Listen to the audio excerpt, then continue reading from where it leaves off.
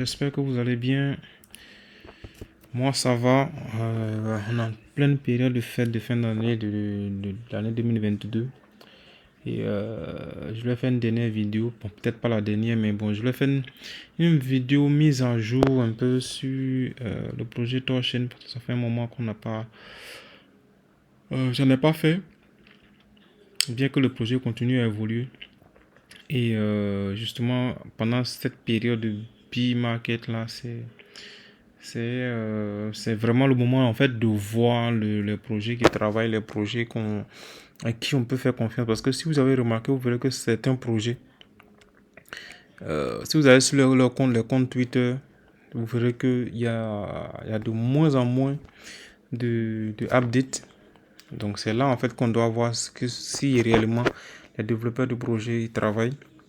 Il existe d'autres plateformes hein, comme GitLab ou GitHub, vous pouvez aller voir justement l'activité des développeurs.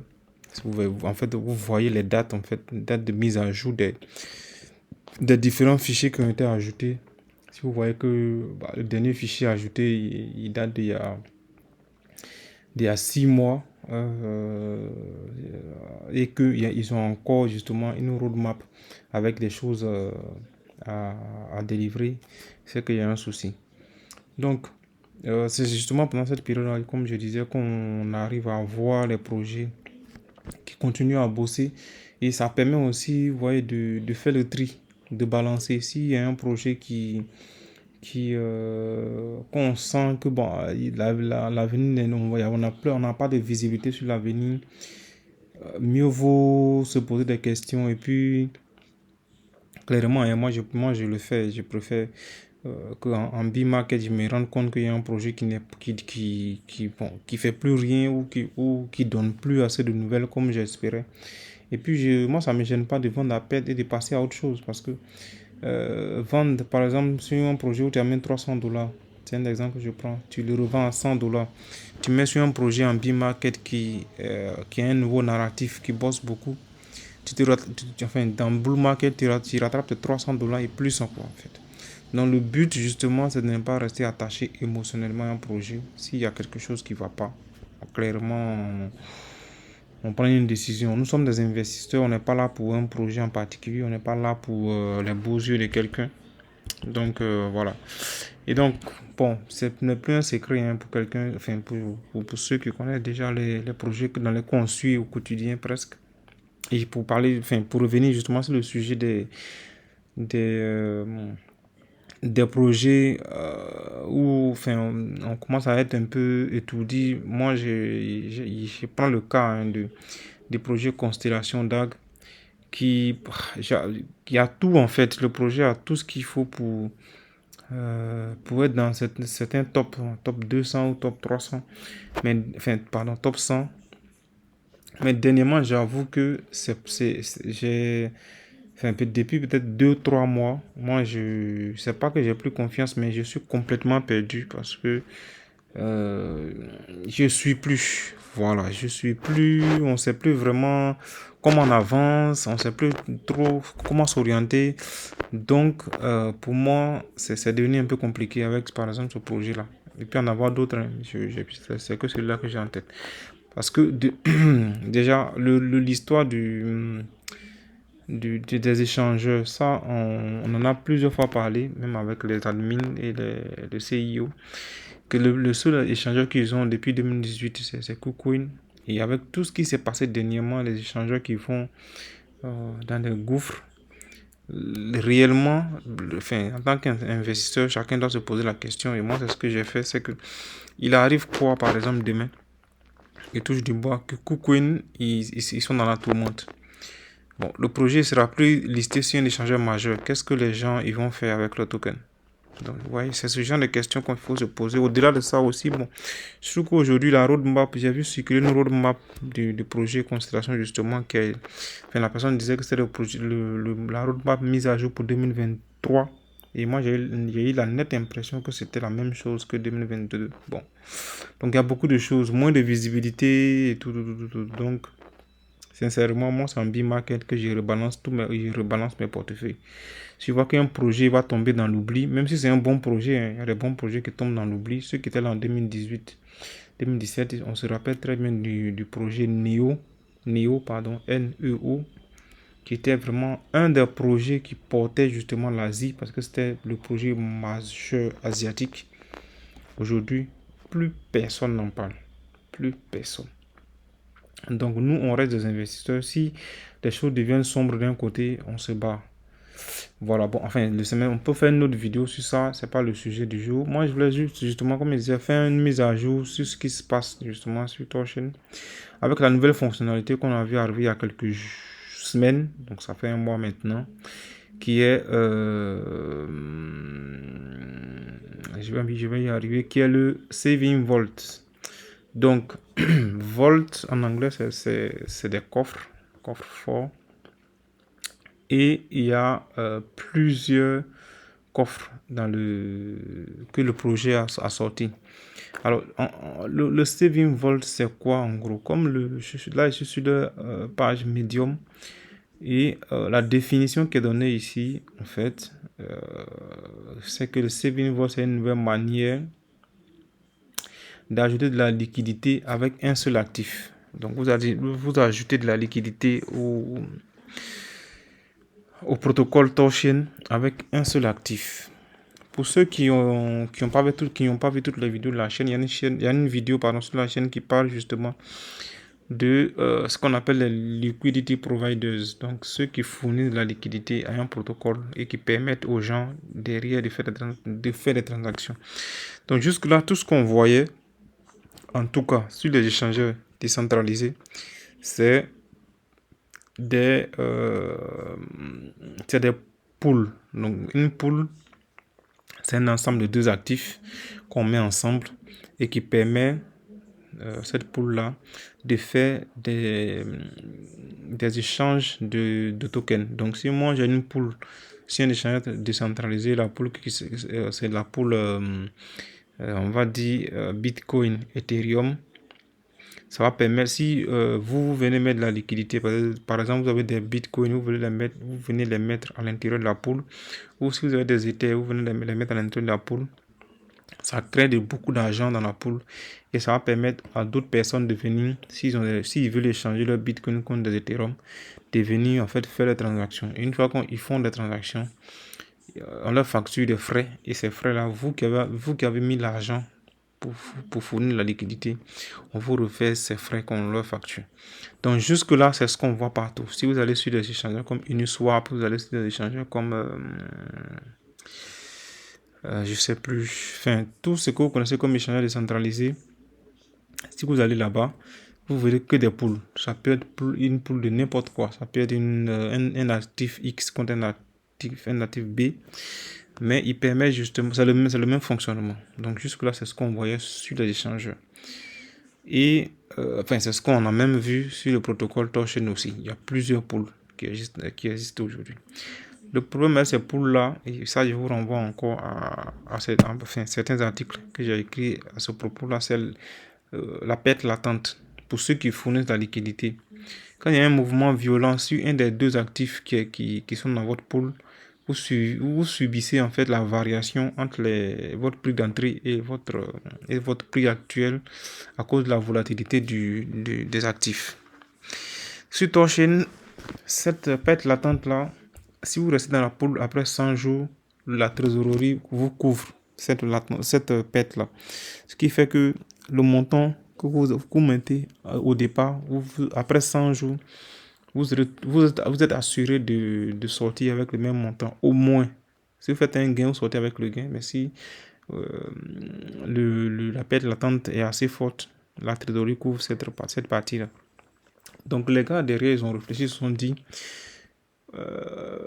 pourquoi il faudrait que les gens soient toujours exposés à cette perte latente-là. Pourquoi ne pas créer un système dans lequel les gens ne seraient pas exposés à cette perte latente-là. Parce que la perte latente aussi, elle dépend du token en face. Si vous mettez du Bitcoin dans la pool Bitcoin Rune, votre perte latente va dépendre de votre actif que vous devez ajouter, mais en face, elle va dépendre aussi de la variation du prix de Torchain, du token Rune, pardon.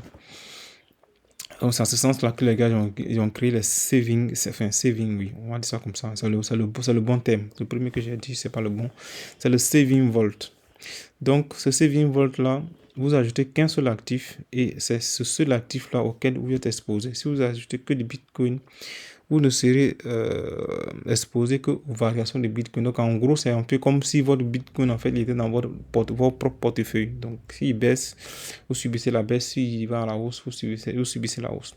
Mais l'avantage d'être dans le Saving Vault, c'est que il fonctionne un peu comme une pool, comme un actif qui est mis en staking.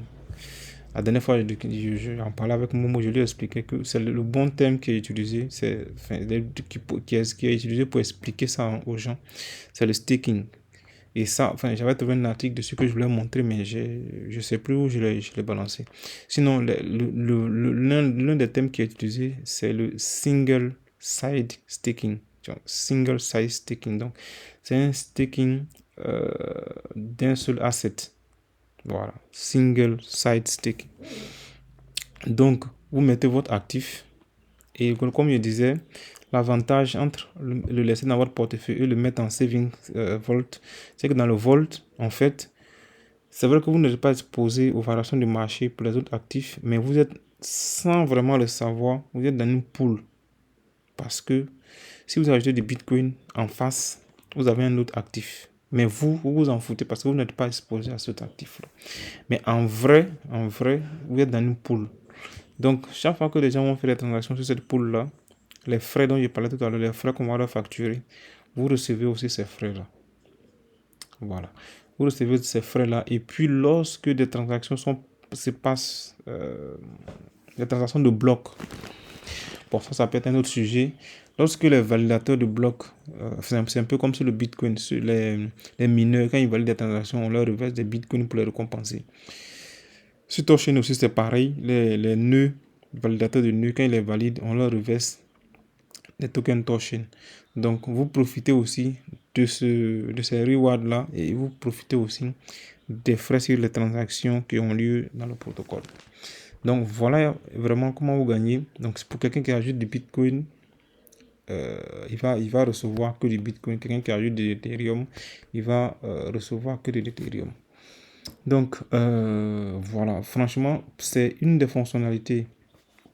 Sauf si quelqu'un me trouve en tout cas, jusque-là, c'est prouvé que c'est le seul échangeur décentralisé qui se propose aujourd'hui de gagner des rewards sur un actif natif. Le jeu de mots. C'est un actif natif. Donc, ça veut dire qu'un actif qui est sur sa propre blockchain, donc il est natif, et il permet de gagner des rewards qui sont récompensés dans ce même actif-là. Pour le Bitcoin, c'est spécial parce que c'est le seul endroit, la seule manière aujourd'hui, de façon décentralisée, de gagner du Bitcoin natif, donc du Bitcoin propre sur le protocole Bitcoin, c'est en le minant. C'est en le minant. La deuxième façon de le gagner, c'est en allant sur un échangeur centralisé pour le faire. Bon, mais là, nous tous on sait aujourd'hui où ça mène, le fait de laisser ces actifs sur un échangeur centralisé. Donc, Torchain, en réalité, est aujourd'hui le premier échangeur décentralisé qui propose de gagner des frais de Bitcoin natifs sur du staking de Bitcoin. Sur un échangeur décentralisé. Donc c'est un peu ça. Voilà. Donc you earn in kind yield and withdraw. Donc vous retirez votre actif quand vous voulez. Voilà. Parce que justement, c'est vous qui avez le contrôle sur votre clé privée. Voilà. Sur un échangeur centralisé, c'est pas vous qui avez la clé. Vous avez juste un mot de passe et puis une adresse mail. C'est eux qui ont les clés de votre coffre-fort. Mais les échangeurs décentralisés, vous avez le contrôle sur vos propres clés. Donc ici, vous pouvez retirer à tout moment. Alors, comment, je l'ai dit, je pense qu'il y a cette étape-là, AOC vs Volt Regenerated Yield. Donc, c'est comment, en fait, vous gagnez les rewards. Ça, j'ai expliqué plus tôt. C'est les frais qui sont payés par ceux... ouais, donc, quand les gens font des swaps, justement, en utilisant Torchain, on vous reverse les frais. Voilà. Et puis, à côté de ça, comme j'ai dit, vous gagnerez aussi des frais sur les blocs reward. Donc, les blocs reward, c'est les récompenses pour les fournisseurs de. Pour ceux qui. C'est difficile de traduire des fois les expressions techniques, les node runners. Donc, voilà. Et puis, ça, ça, c'est en fait le taux. Le taux des. Comment dire? Le taux des rewards. Parce que pour chaque. Attends, je vais le mettre là. Voilà. Donc, ça, c'est l'explorateur de Torchain. Donc, vous verrez la Torchain Explorer qui a été créé justement par cette boîte-là, Nine Realms. Je vais vous en parler tout à l'heure. Et donc, cette interface-là, en fait, elle résume un peu tout. Hein. Mais là, moi, je suis sur le côté de ForFi. ForFi qui est la finance liée à Torchain. Donc, si on vient là, vous voyez aujourd'hui, ça, ce sont tous les actifs. Donc, ça, vous voyez que c'est tous des Layer 1. Donc, ils sont sur leur propre blockchain, eux tous. Et c'est ceux-là aujourd'hui que vous pouvez en fait utiliser pour faire du saving vault. Et ici, c'est ça que je voulais vous montrer ici. Donc l'APR, je ne sais plus c'est quoi le bon thème, mais l'APR en fait c'est le taux de rentabilité de votre coffre. Donc ceux qui sont aujourd'hui qui mettent aujourd'hui du Bitcoin, c'est un taux annualisé, ils gagnent de 5% l'année. Mais ce taux-là, parce que c'est ça que je voulais vous montrer, ce taux-là en fait n'est pas fixe. C'est un taux variable et comme ils le mettent ici, c'est un taux qui est calculé en fait en fonction de la performance fonction de la performance de la poule sur 30 jours. Donc au début on a commencé, c'était très élevé. Je me rappelle bien, vous voyez, plus bas il y a d'autres qui sont beaucoup plus élevés. Donc à 9% carrément sur AVAX. Et puis on a 8% sur Dodge. Mais bon, voilà. Sur Bitcoin, c'est un peu plus bas parce que justement, c'est la poule qui contient le plus d'argent. On est aujourd'hui à 6 millions de dollars, l'équivalent de près de 3 milliards de francs CFA qui sont bloqués là sur le Bitcoin. Et puis 1 million sur Ethereum. Après, les autres, c'est beaucoup moins. Mais bon, pour moi, ce qui importe le plus, c'est le Bitcoin parce que là, on est en train de convaincre en fait des Bitcoiners que, au lieu de garder leurs actifs sur un portefeuille, ils peuvent le faire fructifier ici. Voilà. Donc, plus on aura des bitcoins, plus le pari sera gagné pour moi. Parce qu'après, les autres là, c'est important, mais pour moi, c'est pas aussi important que ce soit le bitcoin. Parce que aujourd'hui, c'est le seul échange. Enfin, c'est le seul pour lequel aujourd'hui on a beaucoup plus d'engouement aujourd'hui. Donc comme vous le voyez là, en moyenne, quand je viens ici, peut-être chaque jour, en moyenne, il y a 8 bitcoins qui sont ajoutés par jour, chaque 24 heures. Donc vous voyez là, on est en plus de 8,12. Donc en moyenne, non pas 8, mais c'est 7 bitcoins par jour depuis l'ouverture de la poule. Donc voilà, c'est ça que je voulais vous expliquer. Donc le taux en question qui est affiché, il n'est pas affiché. Il est calculé en fonction de la performance de chaque asset. Donc, est-ce qu'il y a des frais d'entrée et de sortie lorsque tu rentres dans le saving vault? Oui, il y a des frais d'entrée qui sont liés en fait à des frais de slippage. Chaque fois, je confonds. Des frais de slippage pour ceux qui ne savent pas. Donc, à l'entrée, justement, tu subis ces frais-là. Et pareil aussi à la sortie, tu subis les mêmes frais. Mais en général, ce n'est pas les frais qui sont élevés parce que les pools sont liquides. Et justement, j'ai cherché un article qui parlait bien du pourcentage là de...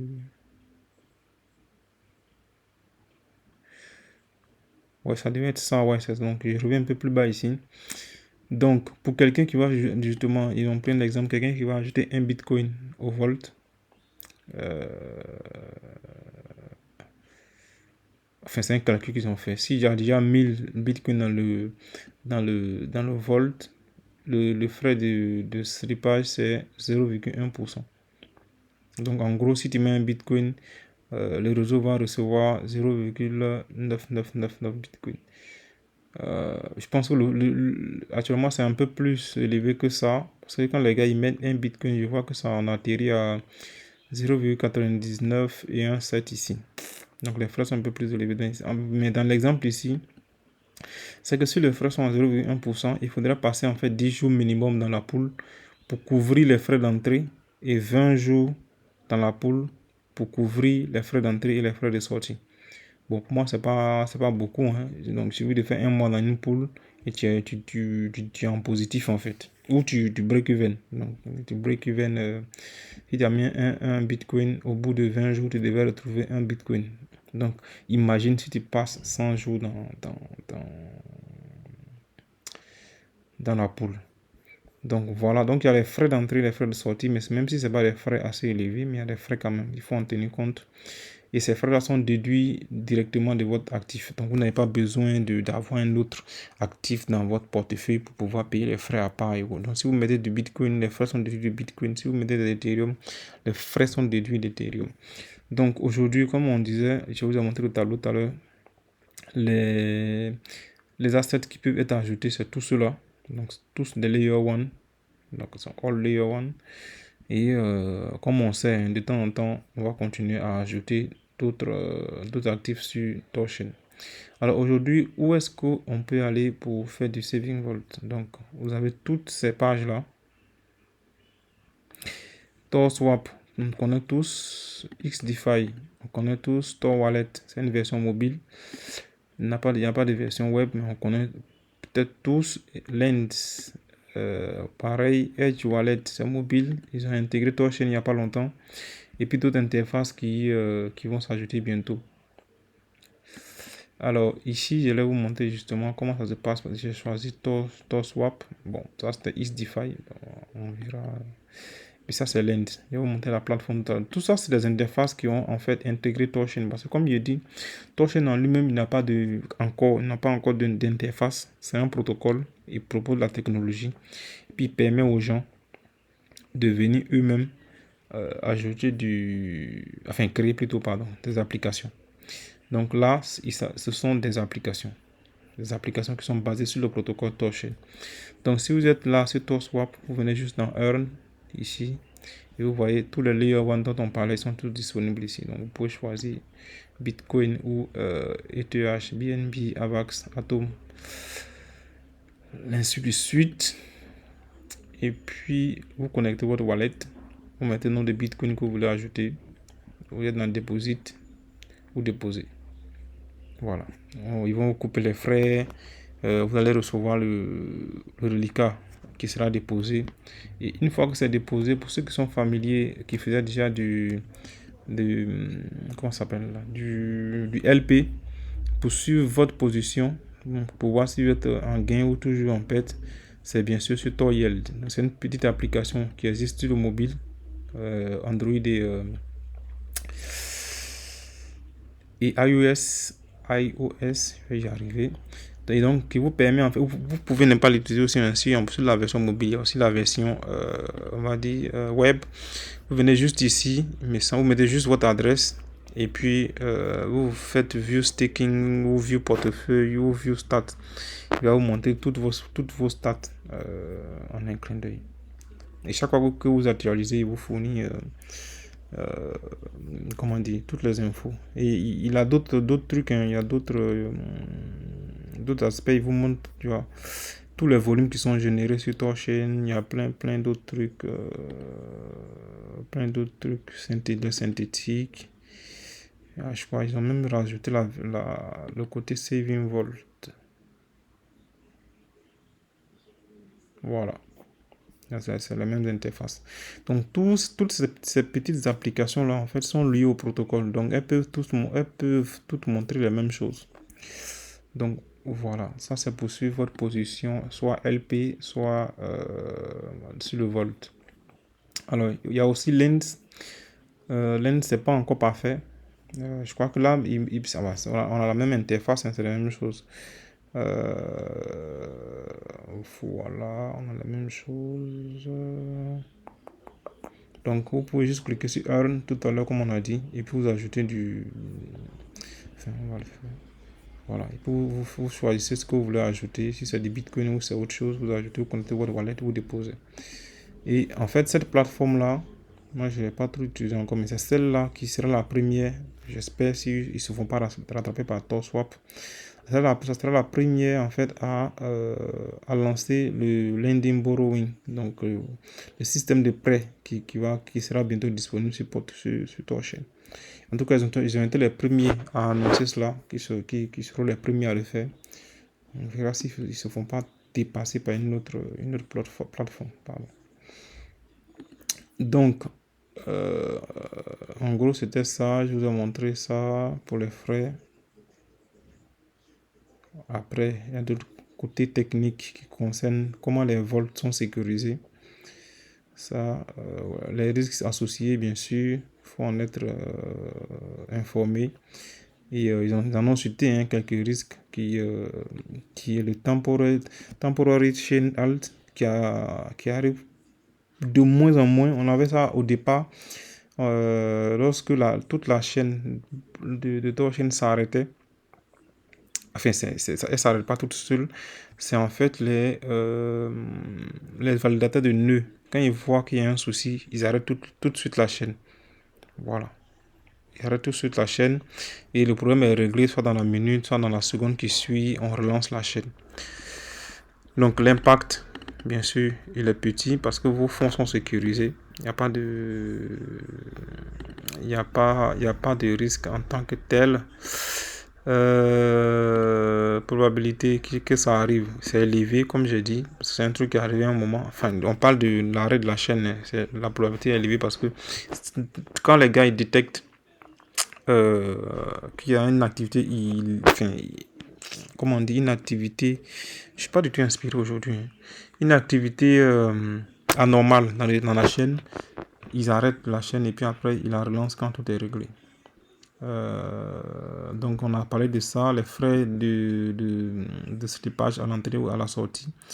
L'impact est petit, probabilité élevée aussi parce que c'est forcé, vous allez payer ces frais là. Ça c'est quoi? C'est drawdown of asset dipped. Ouais, donc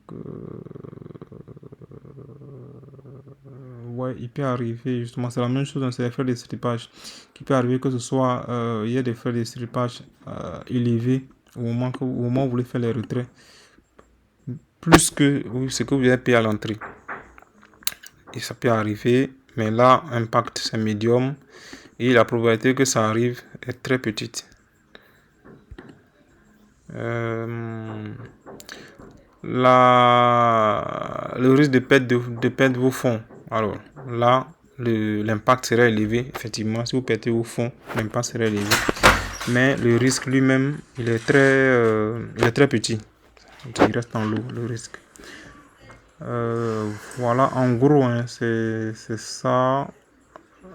Après, il y a quelques ressources, la documentation, pour ceux qui veulent continuer à justement voir comment ça marche, le saving vault. Je vois qu'il y a Grassroot qui a fait une vidéo là-dessus, tout ça. Vous pouvez aller voir comment ça a été documenté. Et puis, dernière chose que je voulais ajouter, c'est sur justement 2023. Il y a Chad Paraford, je pense qu'il a partagé dans le groupe ce matin, qui a laissé entendre que le code, justement pour le système de prêt qui va se passer sur Torchain, les codes ont été finalisés. Et lui, il espérait que les codes là soient finalisés avant la fin de l'année. Donc, il a annoncé qu'il est heureux d'annoncer que les codes ont été finalisés. Et que, justement, début d'année, on passerait à la phase d'audit. Parce qu'après, chaque code doit être audité et passer justement dans la pré-phase de mise en production qu'eux, ils appellent la chaîne StageNet, qui permet en fait de tester la chaîne avec de vrais fonds, mais de façon maîtrisée. Donc, c'est un environnement de test. On va dire que c'est un environnement testnet, mais avec des vrais fonds, mais qui sont contrôlés. Donc ça, on devrait le voir début d'année, enfin dans quelques semaines, dans une semaine, on est en 2023.